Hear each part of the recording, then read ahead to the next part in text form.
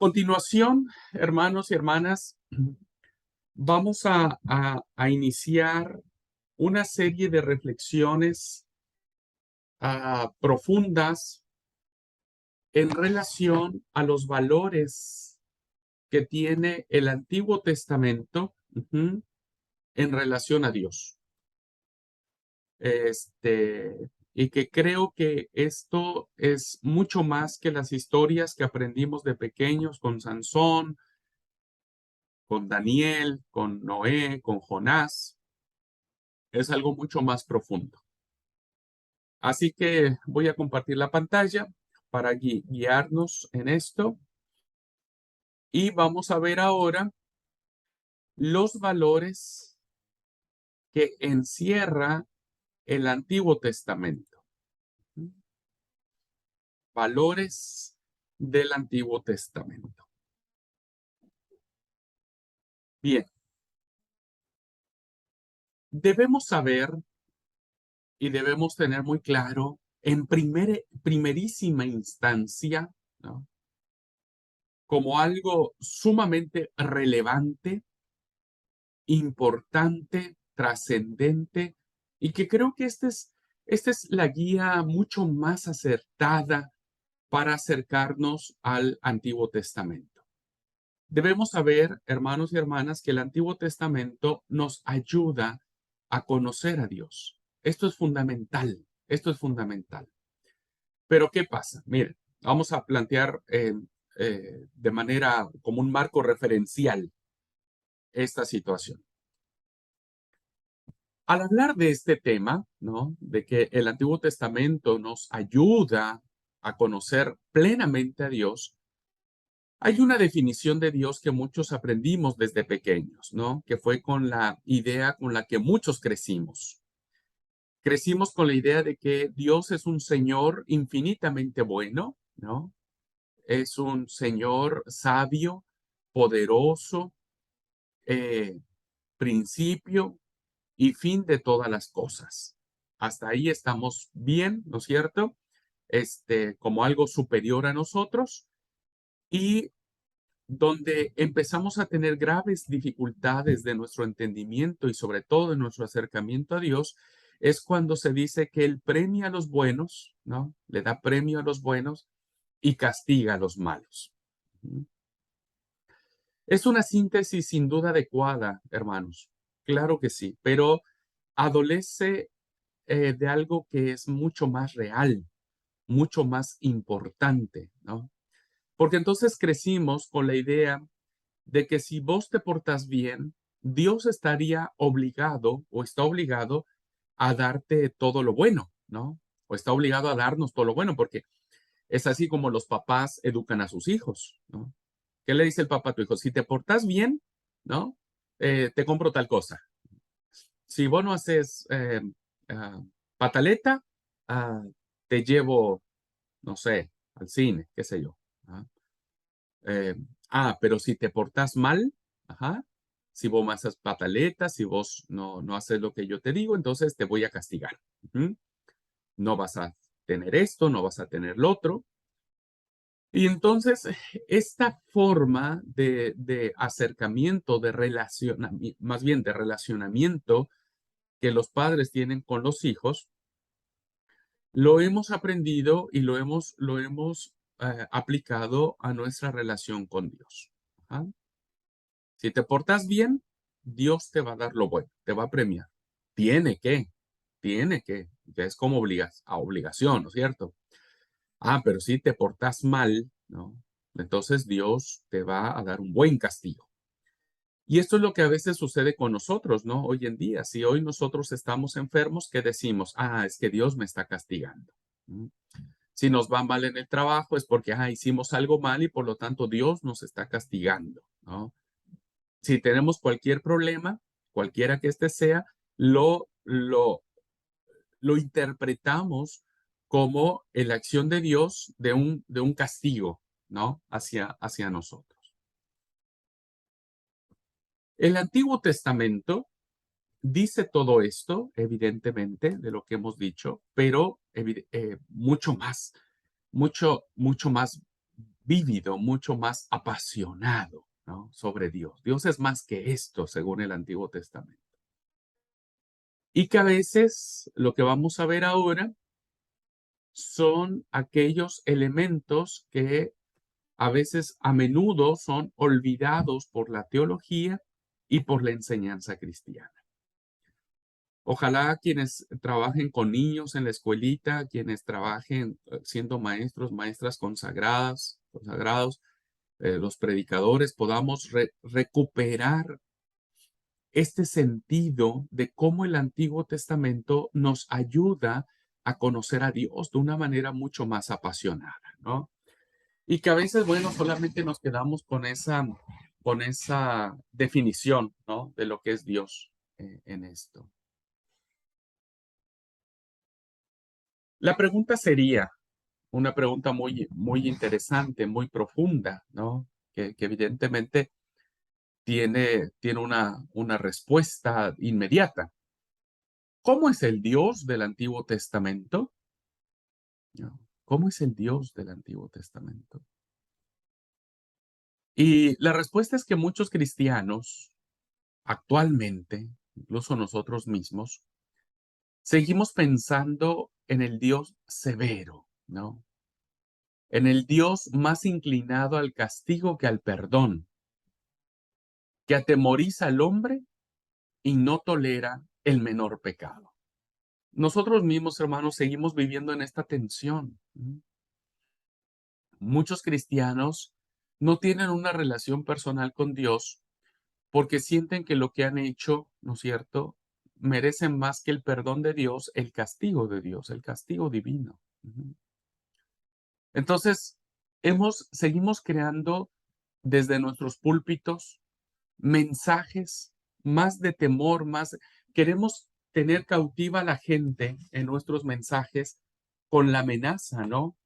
Ah, Dios quiere que te portes bien, Dios quiere que hagas esto, Dios quiere que haga lo otro. Y si no lo haces, entonces, no sé si esto va a funcionar. Ajá. ¿Quieres que te vaya bien en el trabajo? Bueno, vení a la iglesia. ¿Quieres que te vaya bien en tu matrimonio? Bueno, no dejes de dar tu diezmo, tus ofrendas.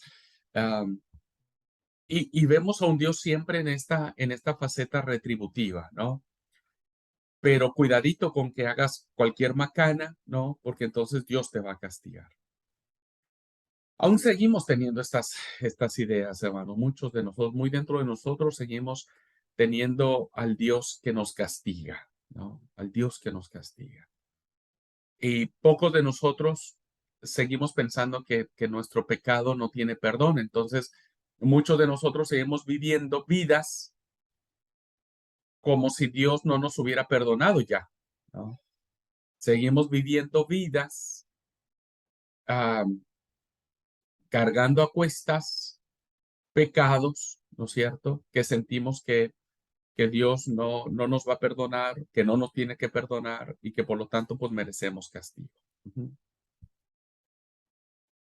Y entonces, cuando nosotros vemos a un Dios en el Antiguo Testamento que no, ante cualquier motivo, ¿no es cierto?, se enoja, hay historias donde parece ser que es un Dios que está irritado, que está, no le hablen porque si le hablan va a tronar y a centellear, ¿no? Este, Muchos prefieren irse entonces al otro lado y entonces dicen, bueno, no, el Dios del Antiguo Testamento, hay mucho castigo, hay muchas normas, hay muchas leyes, hay muchas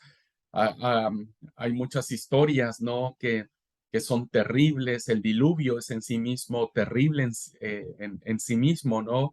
Este, Ajá, porque hemos visto el diluvio, pintando animalitos y nos gusta pintar al elefantito, a la jirafita, qué sé yo, ¿no? Y después nos gusta pintar el arco iris, pero siendo realistas, queridos hermanos, sacando de lado todas esas cuestiones infantiles, este, no nos hemos percatado de un cúmulo de cadáveres flotando en el agua, ¿no? Hinchados por haberse ahogado y que no es nada lindo. esa imagen, ¿no? Entonces decimos, bueno, vámonos al otro lado y preferimos experimentar al Dios del Nuevo Testamento. Porque el Dios del Nuevo Testamento es un ser bondadoso, amable, es Padre del Señor Jesús y que nos entregó a su Hijo para salvarnos a nosotros. Entonces, el Dios de la gracia, el Dios del amor, eh, el Dios que lo perdona todo, es el del Nuevo Testamento, ¿no? Y como les he dicho, mucha gente, muchos predicadores solamente predican del Nuevo Testamento. Nunca predican sobre el Antiguo Testamento, ¿no? Porque no conciben esta forma de entender a Dios. Entonces lo manifiestan o se van del otro lado. Pero ¿qué es lo que pasa con esto, hermanos, hermanas? Fíjense. Pues pasa que caemos en la gran herejía marcionista, ¿no? Acuérdense que en una clase hablábamos de que Marción fue uno de los primeros personajes del Nuevo Testamento, del primer siglo, primero, segundo siglo, que quiso decir que libros eran sagrados, ¿no? O canónicos.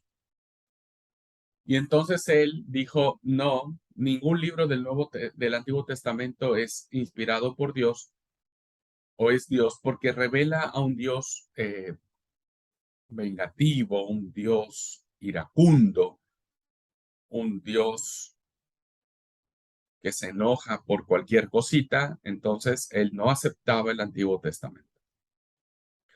Y eso fue una gran herejía, ¿no? Que no se aceptó en la iglesia, en las comunidades cristianas. Pero hoy parece ser que estamos igual, ¿no? Muchos de nosotros incluso, póngale usted que no, que prediquemos también, que no digamos, no, yo predico del Nuevo y del Antiguo Testamento. Bueno, póngale que eso sea. Pero en la práctica, hermanos, pocos de nosotros hemos profundizado en el Dios del Antiguo Testamento, ¿no? Entonces, oponer a Dios y decir, ¿qué Dios es mejor, el del Antiguo o del Nuevo Testamento? ¿No? Como si fueran dos realidades distintas, es un error que nadie debe permitirse vivirlo, ¿no? Porque eso no puede suceder. No hay dos dioses. No, no es que el Dios del Antiguo Testamento era más malo y el Dios del Nuevo Testamento es más bueno.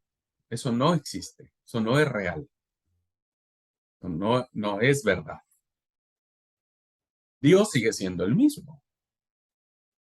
Solo que a veces por nuestra falta de acercarnos al Antiguo Testamento, pues no descubrimos quién es Dios. Y hoy me propongo en esta clase que lo descubramos juntos. ¿Ok? No, no hay dos dioses, es el mismo Dios. Y vamos a verlo, vamos a ver el Dios del Antiguo Testamento con otras lentes, bajo otra óptica, y nos enamoraremos más de él. ¿Ah? Es cierto, no lo podemos negar, que Dios aparece en el Antiguo Testamento como con dos caras que lo complementan, ¿no? Tiene dos realidades, dos revelaciones Dios en el Antiguo Testamento. Este escritor llamado Rudolf Otto dice que estas dos caras, ¿no? Estas dos revelaciones, por un lado es fascinante conocer de Dios, es fascinante entrar en el misterio de Yahvé, ¿no? Pero por otra parte es tremenda su presencia, ¿no? Su santidad es tremendamente impactante, ¿no? Por una parte, la divinidad nos atrae y nos subyuga, nos fascina, ¿no? Como subyugó a, a Moisés cuando él se acerca y ve que la zarza está ardiendo, pero no se quema. O sea, La presencia de Dios siempre atrae, hermanos, siempre es fascinante, ¿no? Ir y ver por qué nos está quemando la zarza, ¿no? Evidentemente.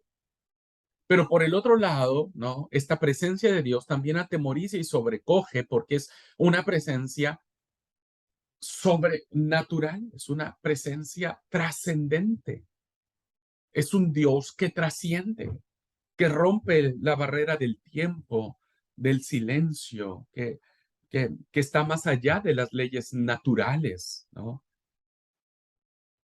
Y que por lo tanto su presencia, ¿no? Tiende siempre a atemorizar en el buen sentido al ser humano que presencia, ¿no? Las manifestaciones de esta realidad asombrosa.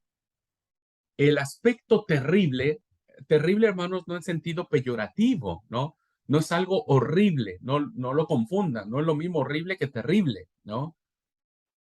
El aspecto terrible, es decir, grandioso de Yahvé, el aspecto que el Antiguo Testamento manifiesta sobre la presencia de Jehová, de Dios en el Antiguo Testamento es realmente, este, uh,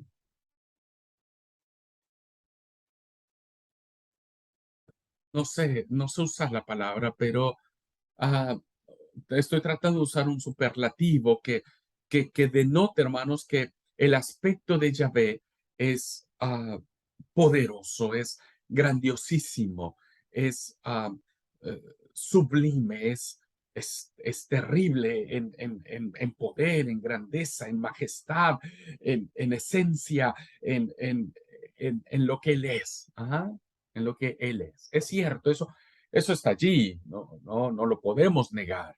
¿Ah? Pero esto no representa un Dios, hermanos, que amanezca a la mañana de un humor y a la tarde esté con otro humor. No lo es. ¿Mm? Debemos saber, hermanos, que el Antiguo Testamento no solo nos presenta estas dos caras de la fascinación de su divinidad, de lo que nos apasiona conocer a Yahvé en el Antiguo Testamento, sino también lo grandioso que es su presencia. Hay un aspecto que a veces es muy olvidado y que pocas veces lo hemos explotado o lo hemos investigado, que tiene que ver con la paternidad de Dios, ¿no? Yahvé como padre, como papá. Ajá. Esto es muy importante, hermanos, porque entonces descubrir a Yahvé como papá, más que como el Dios que dice, consumiré la tierra y traeré un diluvio y fuego del cielo y tal, ¿no? Más que eso, el Antiguo Testamento va a sentar las bases de la propuesta que Jesús hará respecto de Dios y lo presentará como papá. Papá. La presentación de Dios como papá. Esto es fundamental, hermano. Porque entonces si nosotros descubrimos a Dios como papá en el Antiguo Testamento, empezaremos a construir relaciones filiales con Él. ¿Me explico? Empezaremos a construir relaciones de comunicación, de intimidad, del papá que platica con su hijo y hay confianza y hay amor, hay exhortación, hay consejo, pero hay mucho cuidado, hay mucha ternura. Es el papá que se preocupa por el hijo, ¿no? Entonces empezamos a establecer, si vemos a Dios en el Antiguo Testamento como papá, pues es lo mismo que Jesús va a plantear, ¿no? Porque Jesús entiende que su papá es el mismo, ha sido el mismo siempre, ¿no? Y, y se encierra también en el Antiguo Testamento. Entonces, vamos a ver esta propuesta paternal de Dios en el Antiguo Testamento, ajá, y cómo lo presenta, cómo nos ayuda. Estamos en el valor de que el Antiguo Testamento nos ayuda a conocer a Dios y vamos a ver el lado paternal de Dios, ajá, el lado paternal de Dios. Si nosotros tuviésemos la oportunidad de definir quién es Dios, ¿Cómo lo definiríamos? Ayúdenme, hermanas. ¿Cómo usted definiría a Dios? Si usted tuviera la oportunidad de definir a Dios como un concepto, diríamos, ¿qué diría de él? Hermana Elcira, ¿qué diría usted de Dios? ¿Cómo lo definiría? Eh, bueno, yo eh, estoy recreando un poco en mi cabeza la historia de cómo, de todo lo que se ha vivido, lo que se cuenta, ¿no? Del Antiguo Testamento, y veo que por sobre todas las cosas es un Dios perfecto, que hace las cosas, aunque a nosotros nos parezca por ahí la historia cruel o sangrienta, yo creo que Él hace todo de manera que sea para el después, que quede una evidencia de un Dios de poder, un Dios que hace perfectas las cosas. Pero también creo que si no estudiamos bien esta parte del Antiguo Testamento, hay como una línea muy finita donde por ahí nos hacemos la idea de que es un Dios malo, un Dios que no le importa que la gente sufra o todo ese castigo, ¿no? Lo veo por ese lado. Y realmente después cuando vamos al Nuevo Testamento, vemos que todas esas cosas coinciden y encajan como si fuese un rompecabezas. Ok, muy bien. Gracias por la definición. Es una definición de un Dios que es perfección, pero que a la vez, ¿no? Seguimos teniendo a veces esas ideas equivocadas, diría yo, de lo que es Dios.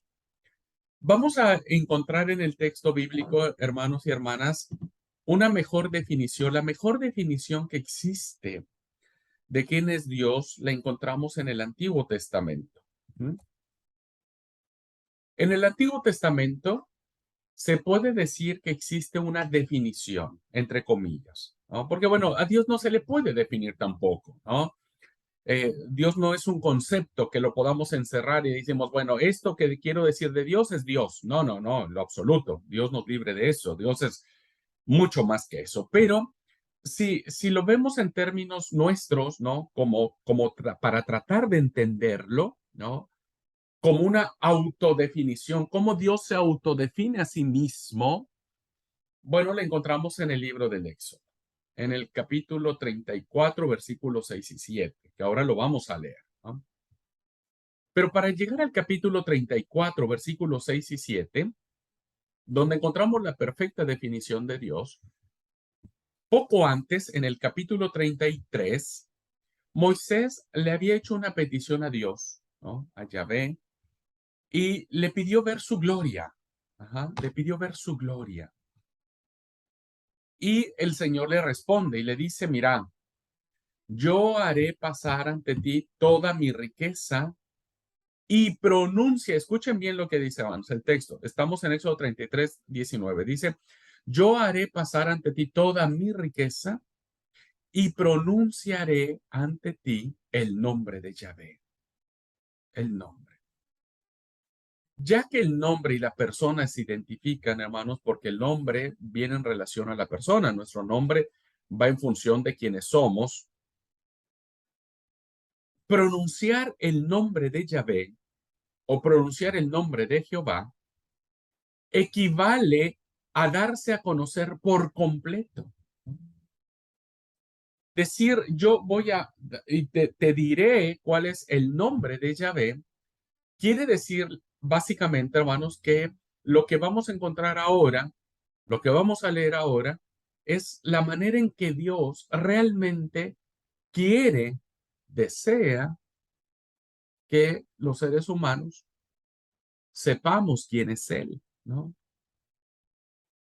Y entonces esto ocurrirá más tarde cuando leemos este hermosísimo pasaje. Fíjense, hermanos, fíjense. Este es un texto que nosotros tendríamos que tener subrayado en nuestras Biblias y meditar mucho en este texto. ¿Mm? Incluso hacer lectura divina sobre este texto. ¿Qué dice Éxodo 34?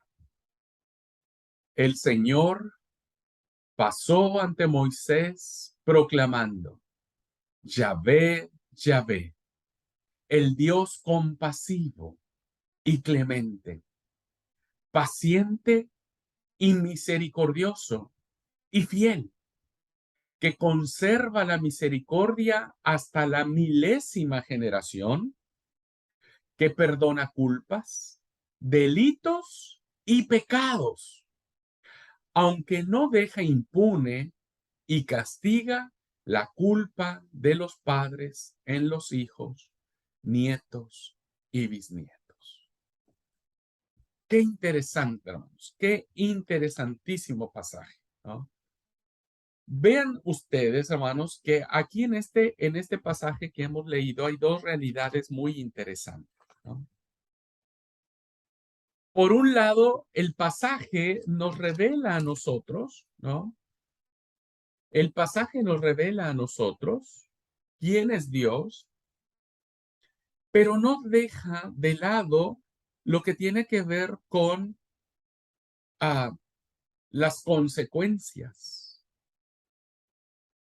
Y podríamos pensar que está hablando de un castigo, porque dice, no deja impune y castiga la culpa de los padres, pero en la parte de arriba dice que él perdona las culpas y los delitos. Entonces, por fin, ¿perdona o no perdona?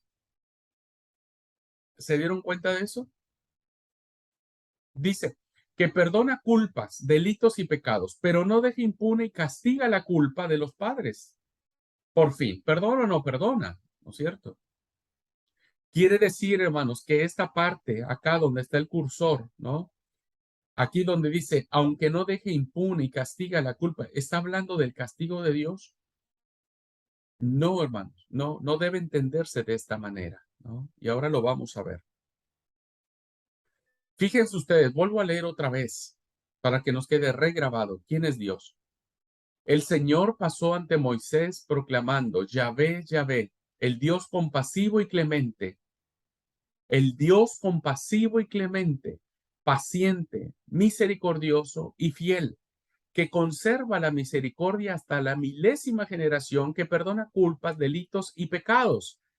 Noten esto, hermanos, hasta allí hay una clara autodefinición, diríamos, de quién es Dios, ¿no? Y después viene esta parte que les he marcado, pero que no tiene que ver con el Dios castigador, tiene que ver con algo mucho más profundo que eso, ¿no? Y ahora lo explico. Así es como Dios se autodefiniría si quisiéramos pensar algún texto en el Antiguo Testamento que nos hable y que nos revele quién realmente es Dios, quién es Yahvé, Jehová en el Antiguo Testamento. Y son cinco adjetivos que subrayan su esencia. ¿Cuáles son? La compasión, la clemencia, la paciencia, la misericordia y la fidelidad. Nada de esto, hermanos, nada de estos cinco cosas que nosotros ahora dijimos tiene que ver con el Dios del terror y del castigo, del Dios que anda allí con el palo, ¿no? Queriendo matar a todo aquel que hace macana. No, nada que ver, ¿no? En este texto, hermanos, no encontramos un Dios así. Dios le había dicho a Moisés, yo voy a pronunciar mi nombre, el nombre de Yahvé ante ti. Te voy a decir quién realmente soy yo, ¿no? Y entonces, Yahvé, Yahvé, ¿quién es Dios? Es un Dios de compasión, es un Dios clemente, paciente, misericordioso y fiel. Y lo que sigue, hermanos, lo que sigue, tira por tierra ese falso concepto de la justicia divina que premia a los buenos y castiga a los malos, ¿no? Como si en la balanza divina el castigo y el perdón estuviesen perfectamente equilibrados. Nada que ver, esto no es cierto, ¿no? No es cierto. No podemos nosotros entender, ¿no? Que están en el mismo nivel. La compasión, la clemencia, la paciencia, la misericordia y la fidelidad de Dios y nuestras culpas no pueden estar jamás al mismo nivel, jamás. Porque entonces eso significaría, hermanos, que nuestros pecados tendrían lo mismo que Dios, tendrían el mismo valor que Dios, tendrían la misma fuerza que Dios, y eso no puede existir jamás. Dios siempre será mucho más que nosotros, mucho más que nuestros pecados, mucho más que eso. No, no hay eso que equilibre.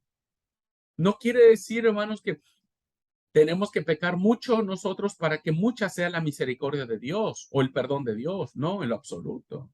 La misericordia de Dios siempre será grandiosa, será maravillosa, su fidelidad, su paciencia, su clemencia, su compasión, todo, Dios siempre será uno, ¿no?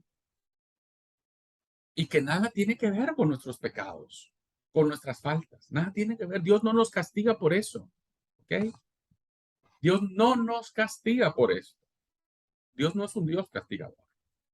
Ahora, pero ¿cómo entendemos entonces esa frase? Es cierto, hermanos, es cierto que Dios no tolera el mal. No lo tolera porque su santidad, hermanos, se lo impide. Claro que no. Dios, hermanos, siempre será el que es 3 veces santo. ¿Ah? No lo olvidemos nunca. Pero su capacidad de perdonar es infinitamente superior a la de castigar. Miren, vean ustedes algo bien interesante. ¿Qué es lo que hemos dicho nosotros? ¿Cómo hemos interpretado nosotros el mandamiento de Éxodo, ¿no? Cuando leemos los 10 mandamientos, ¿cómo lo hemos interpretado? Ese mandamiento que dice,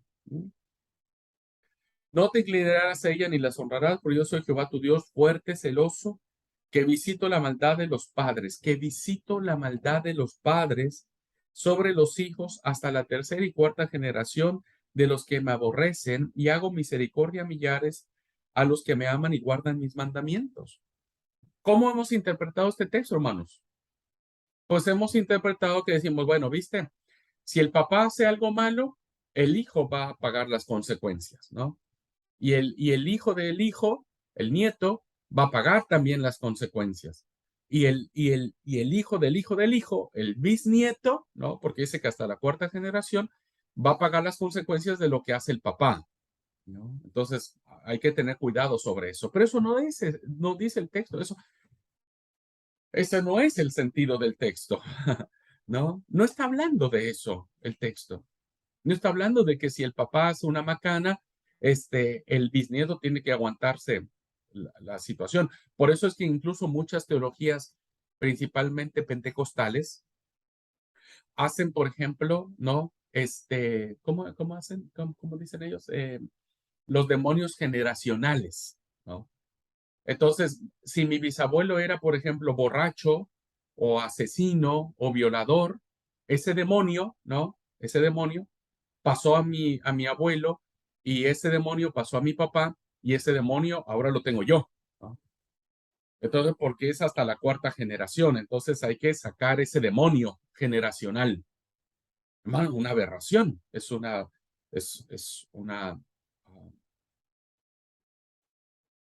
pues un poco falta de conocimiento del texto sagrado, ¿no?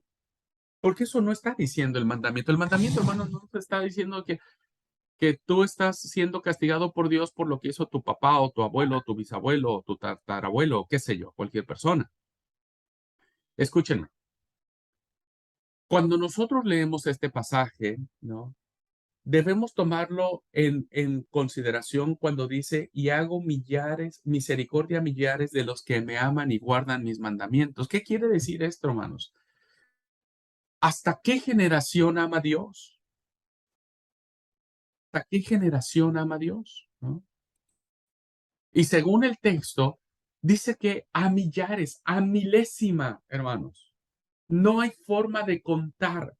Entonces, hermanos, lo que está diciendo el texto sagrado es que el castigo que pueda tener alguien por sus consecuencias, las consecuencias de sus acciones formuladas en un castigo, jamás se podrán comparar a la multitud de misericordia y de amor que Dios tiene para con su pueblo. No se puede comparar. Por eso, la imagen lo expresa en el tema de las generaciones. Mientras la misericordia se extiende a 1000, a muchos, a millares, el castigo solo abarca a 4. Es decir, no hay una proporción. ¿Qué predomina más en el corazón de Dios? Pues su amor, hermanos. Su misericordia que se extiende a mil, no hay manera de contar las generaciones. El castigo sí, ese termina, ese se aplaca, ese llega a su fin. Es muy poco, ¿no es cierto?, en comparación a la misericordia de Dios. Eso es lo que está queriendo decir el mandamiento. El mandamiento dice que Dios es capaz de amar mucho más que lo que puede sonar como castigo. No es que uno esté pagando lo que hizo mi abuelo o mi bisabuelo. Yo estoy pagando las consecuencias de mis actos, de mis decisiones. Y no es un castigo de Dios, es una decisión mía. Yo decidí equivocarme y ahora estoy pagando las consecuencias de mis actos. Pero la misericordia de Dios es mucho más grande que lo que yo pude haber hecho, ¿no?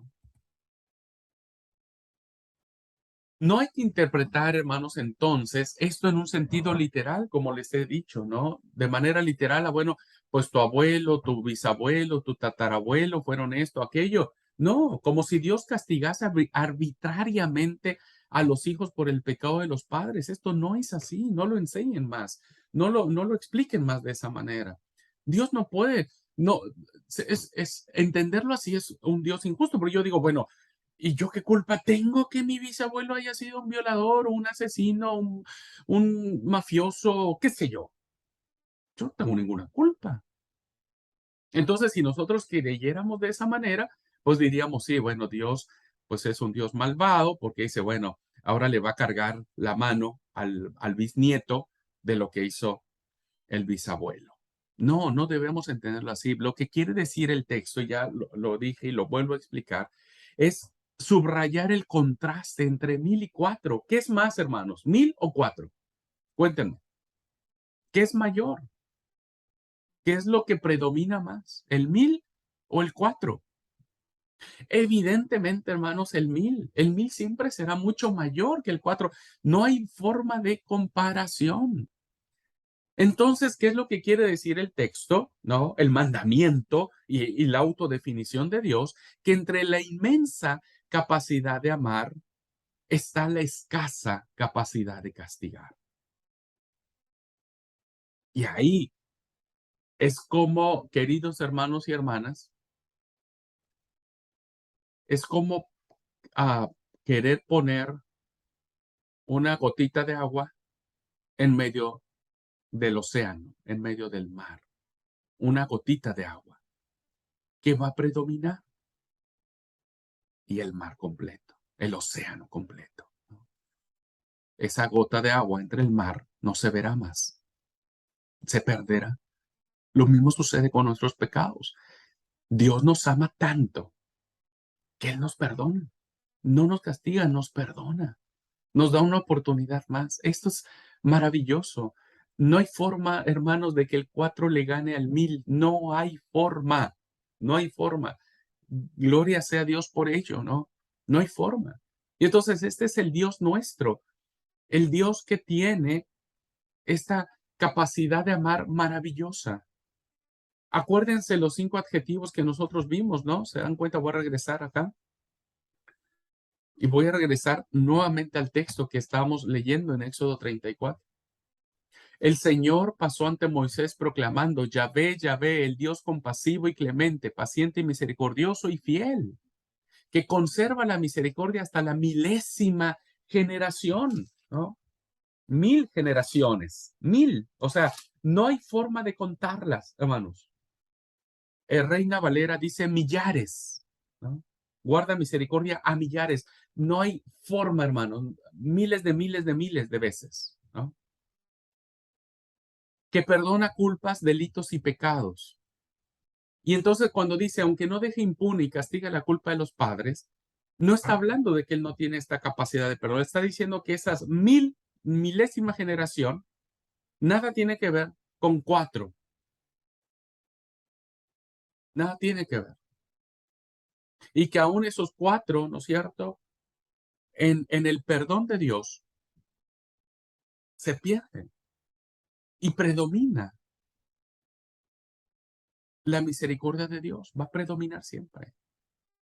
Dios no es un Dios terrible, vengativo, que hay que tenerle miedo, que hay que tenerle, que hay que huir de él, que va a descender fuego del cielo y nos va a matar o nos va a despreciar o nos va a mirar feo. No, no, no, no, y mil veces no, porque mil veces Él perdona, mil veces hasta la milésima, millares de generaciones, perdona culpas, delitos y pecados. Ese es el verdadero Dios. Y eso lo encontramos en el Antiguo Testamento. El Dios, como dije en esta lámina, las 5 adjetivos, es compasivo, es clemente, es paciente, es misericordioso y es fiel. Es fiel. Y eso no va a cambiar por más cosas que nosotros hagamos, por más 4 generaciones que haya. Es una gota de agua en medio del vasto mar, del mar de Dios. Y esto, queridos hermanos, no solamente el libro del Éxodo nos lo plantea. Esta misma idea lo plantea permea todo el texto sagrado del Antiguo Testamento. Voy a poner 3 ejemplos nada más. 3 ejemplos de cómo el Antiguo Testamento nos ayuda a conocer a Dios desde esta perspectiva. El Salmo 86:15, hermanos. Fíjense, es un resumen. El salmista reconoce quién es Dios, ¿no? Ya, ya él se dio a conocer el nombre de Yahvé, ya lo conocemos ahora ustedes y yo. El nombre de Yahvé, el nombre de Jehová, lo conocemos. Y el nombre de Jehová es compasión. Tu Señor, Dios, compasivo y piadoso, paciente, misericordioso y fiel. Esto lo encontramos ahora en el salmista, ¿no? Recoge esta idea de quién es Dios y el salmista lo reconoce. Tu Señor Dios, compasivo y piadoso, paciente, misericordioso y fiel. Uno más. El Señor es compasivo y clemente, paciente y misericordioso. No está siempre acusando ni guarda rencor perpetuo. No nos trata como merecen nuestros pecados, ni nos paga según nuestras culpas. Como se levanta el cielo sobre la tierra, se levanta su bondad sobre los fieles. Como dista el oriente del ocaso, así aleja de nosotros nuestros delitos. Como un padre, fíjense hermanos, como un padre siente cariño por sus hijos, siente el Señor cariño por sus fieles. Salmo 103, versículos del 8 al 13. Este es nuestro Dios, hermanos. Este es el Dios que se revela en el Antiguo Testamento. Un Dios compasivo y clemente, paciente y misericordioso. No siempre nos está acusando, no guarda rencor perpetuo. No nos trata como nuestros pecados nos trataría. ¿Vieron? ¿Se dan cuenta? Dios no premia al bueno y castiga al malo. Olvídense de eso, olvídense de eso. Dejen de pensar en un Dios castigador. Dejen de pensar en eso. Dejemos de enseñarlo a nuestras iglesias. Porque como un padre siente cariño por sus hijos, ¿no? Así siente el Señor cariño por sus fieles. Yo no tengo a papá, tengo a mi mamá. Yo no le tengo miedo a mi mamá. Amo estar con ella, quisiera estar con ella. Y a veces me reta, y a veces me regaña, a veces me desafía, pero amo estar con ella. Yo no le tengo miedo, no le tengo temor. Y Dios es eso, hermanos. El 4 jamás se comparará al 1000. Jamás, jamás, jamás de los jamases, ¿no? El 1000 siempre será superior, ¿no? Se levanta, fíjense, así como el cielo se levanta sobre la tierra, así levanta su bondad sobre los fieles. Como distante está el ocaso de nosotros, así Él nos ayuda a alejarnos de nuestros pecados. No hay salmo más maravilloso que esto, hermanos, ¿no? Este es nuestro Dios, este es al que tenemos que proclamar, al que tenemos que vivir, con el que tenemos que relacionarnos siempre, ¿no? No tenga miedo, acérquese siempre a Él. No es un Dios castigador, ¿no? No lo es, no lo es, no lo es. Y un último salmo, el Señor es clemente y compasivo, paciente y misericordioso. El Señor es bueno. Es bueno, hermanos, es bueno, es bueno. Grítenlo a los cuatro vientos. El Señor es bueno con todos. El Señor es bueno, el Señor es bondadoso. El Señor es cariñoso con todas sus criaturas. Salmo 145, versículos 8 y 9. Grítenlo con todas sus fuerzas, proclámenlo con todo su ser. Reconcíliense con el Dios de la Biblia, con el Dios que revela esta forma de ayudarnos a conocer profundamente más a Dios, ¿no? Reconcíliense con eso. No lo enseñen más a sus hijos. Nunca pongan como castigo las cosas de Dios. Jamás, ¿no? Jamás piensen que ustedes están, si tienen una enfermedad es porque Dios los está castigando. Olvídense de eso. Si estamos enfermos son por nuestras decisiones, por qué sé yo, porque vivimos la humanidad caída, ¿no? Porque el pecado está en nosotros, no porque Dios nos esté castigando. Olvídense de eso. Vivan a Cristo, vivan a Dios y relaciónense con Él de una manera que nos permita a nosotros, ¿no? Disfrutar de esta cercanía. Bueno es Dios con todos, bueno es Dios, cariñoso, cariñoso. Yo sé, ustedes que son padres, ¿a poco no tienen este cariño para con sus hijos? ¿No les encanta abrazarlos, besarlos, consentirlos? Bueno, ese es el papá nuestro, ¿no? Por eso el lado paternal de Dios en el Antiguo Testamento es mucho más profundo. Por eso Jesús lo toma como parámetro y en el Nuevo Testamento lo revelará con mayor claridad. Pero ya en el Antiguo Testamento vemos a este Dios bondadoso, compasivo, que nada tiene que ver el castigo con su misericordia, absolutamente. No hay forma de comparación. No es que los dos estén en la misma balanza, jamás, jamás. No existe esa balanza con Dios. Dios es bueno, Dios es fiel, Dios es compasivo. Ese es nuestro Dios, hermanos. Vivan en ese Dios, reconcíliense con ese Dios, enséñenle a sus hijos eso. Nunca les pongan como castigo, si te portas mal, vas a leer la Biblia. Si te portas mal, de castigo vas a orar ahora en los alimentos. Jamás, jamás, jamás de los jamases. Eh, construyan puentes de amor con ese Dios maravilloso, ¿no? Construyanlos. Vamos a seguir, todavía tengo mucho más que decir sobre Dios del Antiguo Testamento y se van a ir asombrando cada día más. Hoy vimos el primero, ¿no? Vimos el primero. Y para mí fue impactante, pues yo crecí siempre con eso. A veces con Bere, de manera irónica, le digo, Dios te está castigando, le dije, le digo. Y me dice Bere, mi Dios no castiga. Le digo, pero el mío sí, le digo. Así que Dios te va a castigar. Porque a veces uno vive con esos conceptos de Dios. Ujú. Pero ya lo vamos a ver, vamos a ver los demás textos que parece ser que nos dan la idea de que Dios está castigando. No.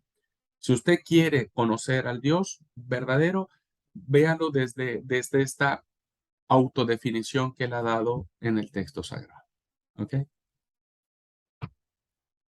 Tendría mucho más que decir de esto, pero la clase ha terminado y me gustaría conocer su impresión. ¿Qué les produjo esto, hermanos? Eso sí me gustaría. Si quieren comentarlo, no sé si ya lo conocían, si ya lo habían visto de esta manera, si es algo nuevo para ustedes. ¿Cómo podría cambiar esto que vimos en clase? Y lo digo también para los que están viendo grabados. ¿Cómo esto que estamos viendo en clase te puede cambiar tu perspectiva de Dios, tu idea de Dios y sobre todo tu relación con Dios, ¿no? Pensalo siempre. Y bueno, transformar tu vida a partir de eso. Pero bueno, mis hermanos que están en clase, ¿qué les dice? ¿Qué les mueve? ¿Qué sí, qué no? ¿Sirve o no? Permiso. Sí, a mí me pasó por ahí, como usted decía, me pasó lo mismo de haberme criado con esa educación por ahí de que Dios castigaba, ¿no es cierto? Que Dios era el Dios que nos portábamos mal y nos castigaba. Eh, por ahí fui cambiando esa perspectiva durante los últimos años, pero, pero siempre uno queda con ese miedo de tener a Dios ahí esperando que nos portemos mal para darnos un latigazo, ¿no es cierto? Y, y está muy bueno saber y ver, principalmente, ¿no es cierto?, en el Antiguo Testamento, esos ejemplos que nos dio. Yo crecí por ahí yendo a la iglesia y los sermones de ese momento eran como que el predicador, cuanto más retaba y cuanto más fuerte te hablaba y cuanto más malo era el predicador, mejor era el sermón. Y yo creo que eso es algo que gracias a Dios se cambió en la iglesia y que se debe seguir cambiando y demostrando que Dios no es un Dios castigador, sino que es un Dios de amor, ¿no? Sí. Ujú. Y es cierto, Mario, debemos saber siempre que este Dios que quiere tener una relación personal con nosotros, es cierto, es un Dios que es santo. Ojo con esto, no estamos bajo ninguna circunstancia. Nadie puede trastocar la santidad de Dios. O sea, empecemos por ahí, ¿no es cierto? Pero esa santidad no te impide acercarte y tener una relación con este Dios que te ama. Yo no sé, hermano, yo no tengo hijos, pero es como si, por ejemplo, Mario, vos vieses en algún momento a tu hijo estarse golpeando él solito en la boca y vos le dijeras, pero ¿por qué te estás golpeando en la boca? Y que él te dijera, papi, es que no te dije la verdad, ¿no? Y es que te mentí. No sé si vos, Mario, le dirías, ah, bueno, sí, seguite pegando, ¿no? Date con fuerza, eso te pasa por mentirme, no, no tienes que mentirme. Yo no sé, Mario, yo te conozco, ya te he empezado a conocer mucho más, pero yo creo que vos irías, lo abrazarías y le dirías, para, no hagas eso, por favor, no. Y lo abrazarías y lo besarías y lo sanarías y llorarías incluso con él por estar viendo eso, ¿no? Y pienso que a veces nosotros somos igual, o sea, Dios ve que nos castigamos y nos autoflagelamos y estamos como la doctrina católica, ¿no es cierto? Por mi recochina culpa, ¿no? Este, y estamos ahí y Dios dice, para, y llega y nos abraza, y yo creo que llora con nosotros diciendo, ¿por qué haces esto? ¿Por qué te haces esto? Si yo no lo estoy haciendo, ¿por qué vos sí lo haces? ¿No? A veces, ay, hasta me emociona pensar eso y digo, ay, Señor. Ah, en fin. Bueno, hermana Esther.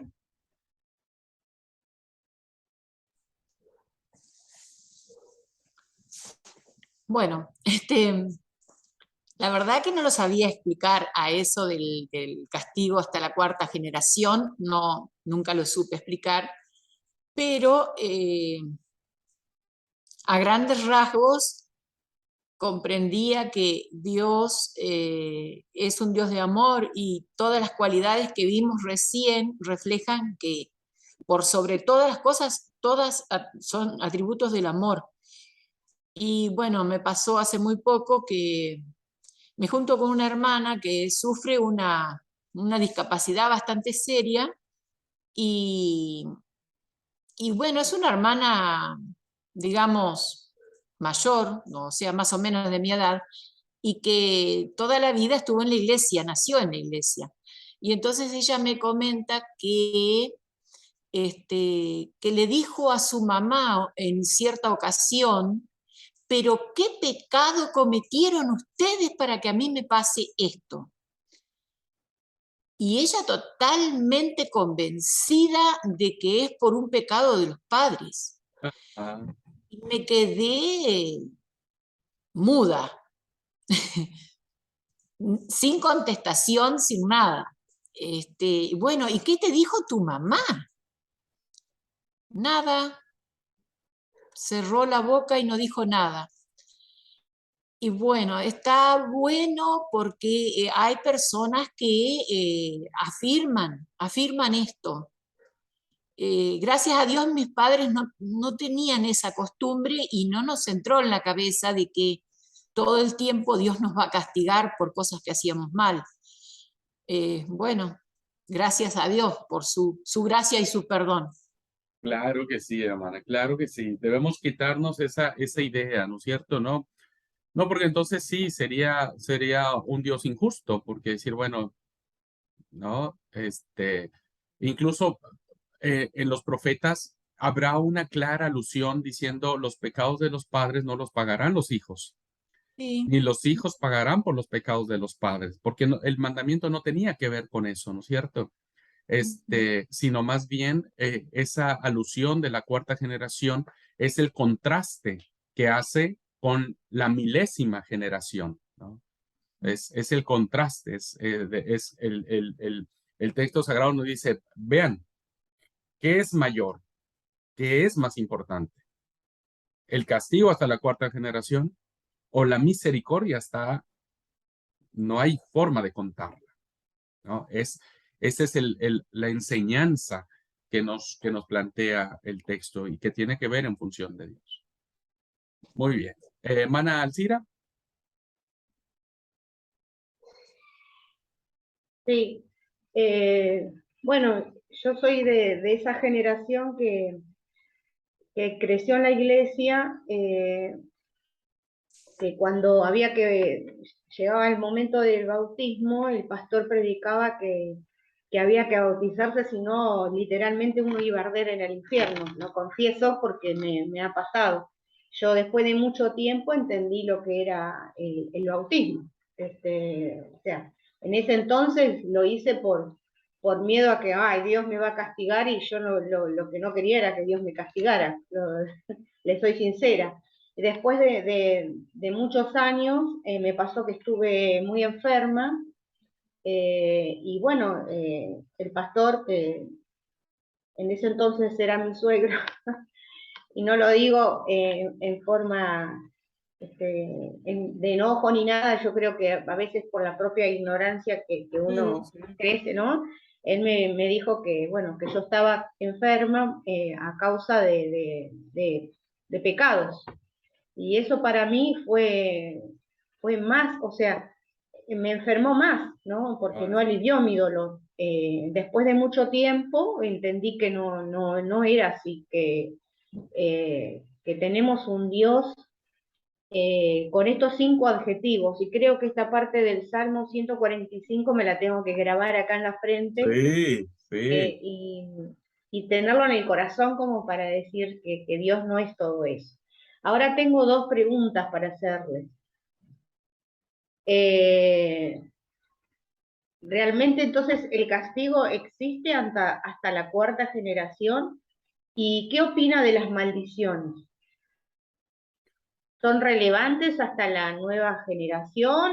O supongamos que yo haya tenido, no sé, un padre que cometió cosas malas, ¿eso queda ahí con la persona o se va? Usted ya hizo un comentario, pero quería como que si se Ujú. podía explayar un poquito más, si hay tiempo.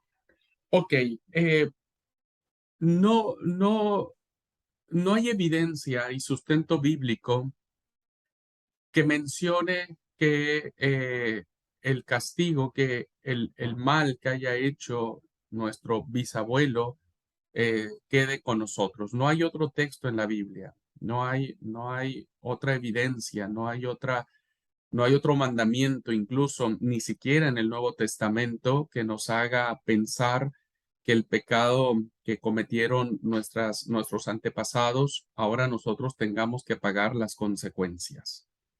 No lo hay. El único que hay es este que aparece en el mandamiento, pero no, el mandamiento no se refiere a a estas culpas del padre, del abuelo y del bisabuelo. Esta esta es una figura, una imagen que utiliza el escritor sagrado para contrastar la misericordia de Dios. Pudo haber usado otra imagen que hablara sobre cuatro cosas, ¿no? O 4 generaciones, pudo haberla usado, pero el tema familiar en el tiempo antiguo era muy común, era muy, la gente de aquel tiempo lo comprendía mucho mejor, entonces por eso es que lo plantea como la 4ª generación, ¿no es cierto?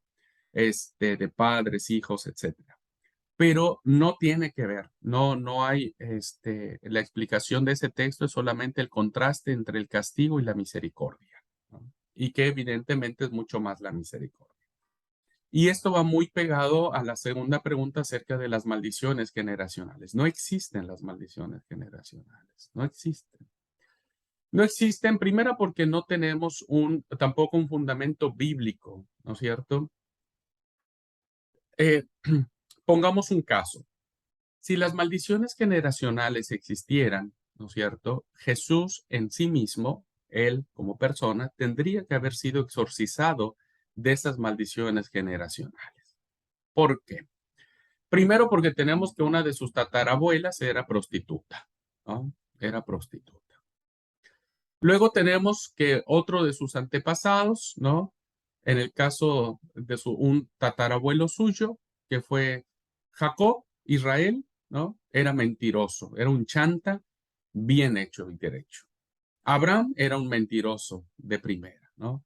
David, que fue otro tatarabuelo de Jesús, pues el tipo ya sabemos lo que fue, ¿no? Un tipo que mandó a asesinar a otra persona y demás. Otra de sus tatarabuelas, ¿no? Se metió con el suegro. Estoy hablando en el caso de Tamar. Es decir, si existieran las maldiciones generacionales, el que tiene más maldiciones en sus generaciones es el mismo Señor Jesucristo, porque mira que tiene para rato con sus antepasados, ¿no es cierto? Y eso no existe, o sea, no hay evidencia. Jesús jamás tocó ese tema, ¿no? Jamás hubo un exorcismo, jamás hubo una limpieza, jamás Jesús fue un hombre que tuvo tendencias, no sé, a hacer, perdón la palabra, pero solamente para ser ejemplo, no tuvo tendencias de ser prostituto como su tatarabuela lo fue. No, lo absoluto, ¿no es cierto? No mandó a asesinar a nadie para quedarse con la mujer de su vecino, en lo absoluto, ¿no? Entonces, ¿qué significa? En primera, no hay una de esas, ¿eh? Esta es una teología muy, muy carismática, pentecostal, ¿no? Que ve demonios por todos lados. La tradición pentecostal, hermanos, yo creo que adora más a Satanás que a Dios mismo, porque en un servicio religioso pronuncian más al diablo que a Dios, ¿no? Hablan más del diablo que de Dios. O sea, ven demonios por todos lados, más que ver a Dios, ¿no? Entonces, esta es una teología que trata de decir, no, a ver, si vos estás haciendo mal es porque alguien en tu antepasado fue brujo, fue bruja, fue chamán, fue qué sé yo, ¿no? Y por lo tanto ese demonio se siguió en sus generaciones. No hay en la Biblia un sustento. Cada uno de nosotros es responsable de sus actos, de sus decisiones. Todos nosotros, Alcira, Esther, Mario, Marita, yo, todos, tenemos nuestra naturaleza caída. Todavía estamos bajo las consecuencias del pecado. Ajá. Entonces, las decisiones que nosotros tomamos en función de nuestra carne no viene porque Dios las quiera, no es porque haya un demonio que nos esté atormentando, ¿no es cierto? Son nuestras decisiones. ¿Existe el mal? Sí. ¿Existen los demonios? Sí, yo creo que existen. Pero ellos solamente tienen poder y autoridad hasta en tanto y cuanto nosotros se los permitimos, ¿no? Cuando alguien está sujeto a la soberanía de Dios, nada de eso te hace daño, nada de eso. O sea, alguien un día vino y me dijo, Abraham, te están haciendo una macumba, ¿no?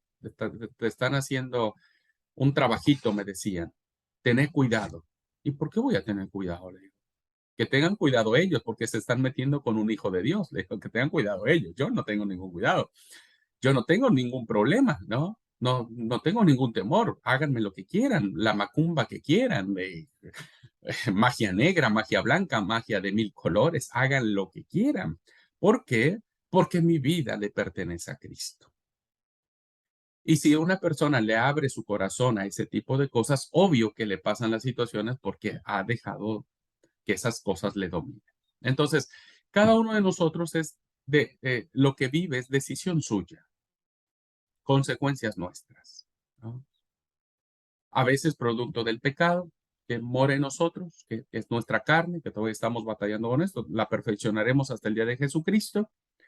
Y otro tiene que ver con nuestras decisiones, ¿no? Nosotros decidimos.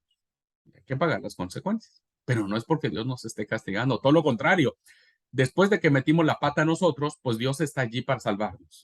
Dios está allí para liberar. Entonces, no creo en las maldiciones generacionales. No encuentro sustento bíblico. Si eso fuera, Jesús hubiera sido el primerito que tendría que pasar por eso, pero no lo existe, ¿no? Y cada uno paga las consecuencias de su propio acto. No sé si más o menos contesté un poco más, hermana Alcira, la pregunta. Sí, sí, muy claro, y la verdad que me gustó muchísimo la clase de hoy, quedó muy explicado, es como que se cae un poco la venda a veces que uno tiene en los ojos, ¿no? Así que Dios lo bendiga mucho, pastor.